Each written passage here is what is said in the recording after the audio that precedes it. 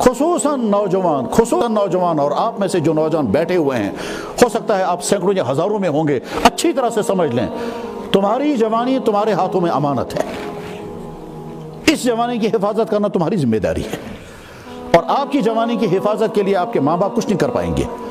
آپ کے استاد کچھ نہیں کر پائیں گے، آپ کا سماج کچھ نہیں کر پائے گا۔ آپ کو اپنی جوانی کی حفاظت کے لیے خود قدم اٹھانا ہے، اور جب جوانی کی حفاظت کرنی ہے تو مطلب اپنے ایمان، اپنے کردار، اپنی صحت، اپنی عادات کی حفاظت تمہیں کرنی ہوگی تو تم بچ سکو گے، ورنہ ایسا ہو سکتا ہے کہ تمہاری جوانی داغوں میں ڈوب گئی ہوگی اور آگے تمہاری فیملی لائف کامیاب نہیں ہوگی۔ پھر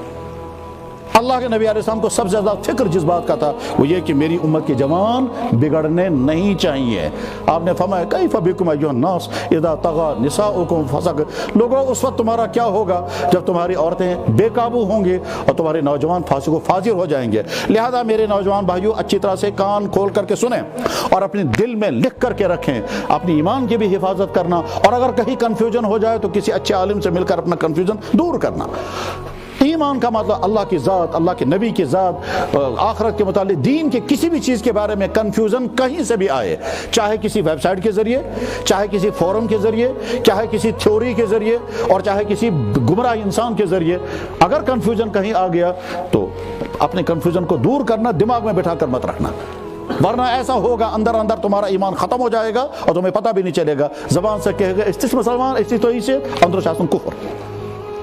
اپنے ایمان کی حفاظت، اس ایمان کی حفاظت کے لیے تمہیں ریسرچ کرنا پڑے، عالموں سے ملنا پڑے، سکالروں سے ملنا پڑے، ڈسکشن کرنا پڑے، مگر اپنے ایمان کو بچا لینا،